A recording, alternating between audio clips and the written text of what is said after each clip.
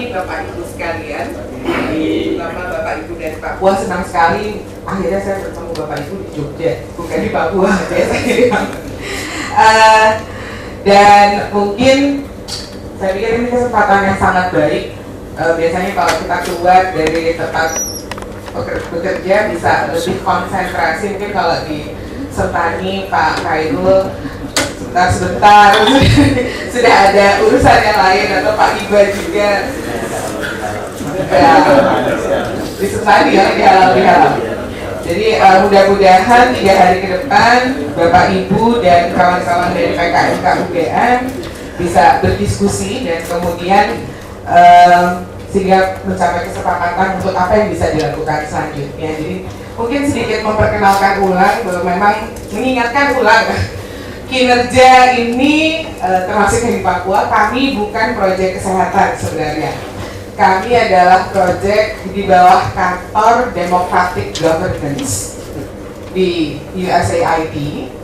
Bagaimana pelayanan publik dan khususnya di Papua kebetulan di sektor kesehatan.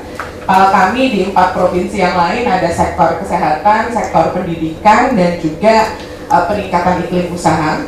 Jadi bagaimana pelayanan publik ini bisa lebih akuntabel, jadi lewat berbagai perencanaan dan juga adanya standar-standar pelayanan, dan kemudian ada pelaporan dan lain sebagainya.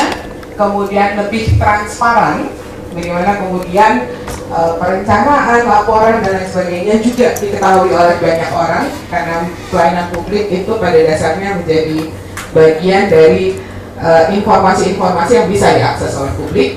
Dan kemudian lebih responsif, bagaimana kemudian pelayanan publik merespons pengaduan, masukan, input dari masyarakat, dan juga yang lebih partisipatif. Dan saya pikir Bapak Ibu yang dari Papua juga sudah, bagaimana janji kemarin ada survei pengaduan yang mungkin awalnya banyak goncangan, tapi kemudian bahwa survei pengaduan masyarakat ini menjadi alat untuk kita bersama-sama memperbaiki pelayanan bersama dengan masyarakat. Jadi memang dalam konteks demokratisasi pelayanan publik itulah yang menjadi fokus dari kinerja, dan kami bekerja di 2 sisi, di sisi penyelenggara pelayanan, di sisi supply, dan maupun di sisi demand, di sisi masyarakat.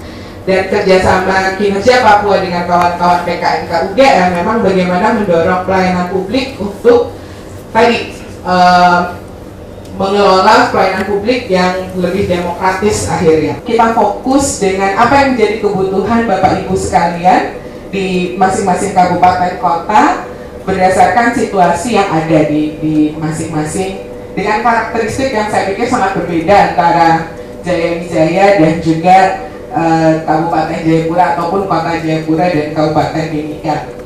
Ke depan kami berharap bahwa kemudian diskusi akan menjadi cukup fokus bagaimana leadership dan komitmen serta apa yang bisa kita lakukan.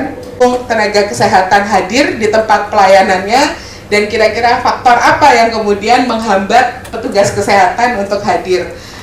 Dan kita akan bisa mendiskusikan dengan lebih luas, tapi harapannya bahwa dalam 3 hari kita bisa berdiskusi soal komitmen keberlanjutan program untuk penguatan sektor kesehatan ini. Saya pikir itu dulu Mas Gambit, dan nggak ada Pak Yogi ya? Oke, kalau begitu dengan ini saya buka workshop 3 hari ini.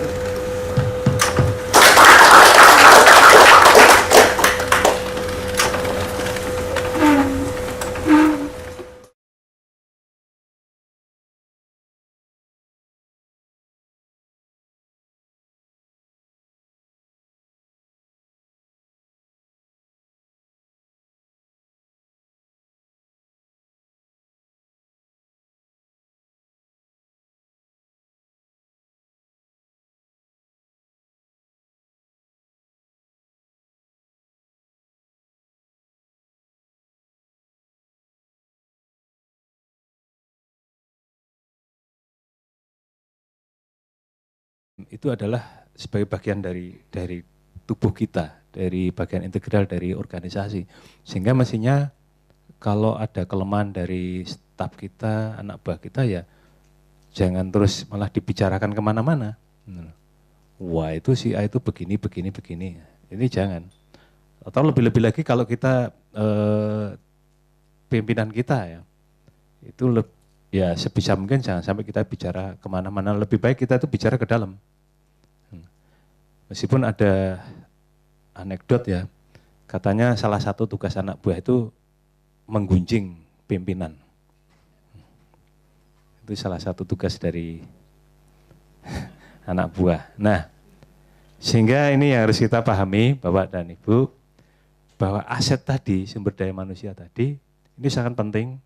Apapun yang kita miliki, Bapak dan Ibu, Papua itu banyak duit, banyak sumber daya alam, tetapi kalau tidak ada SDM-nya, ya nonsen. Sehingga SDM ini dapat kita lipat gandakan.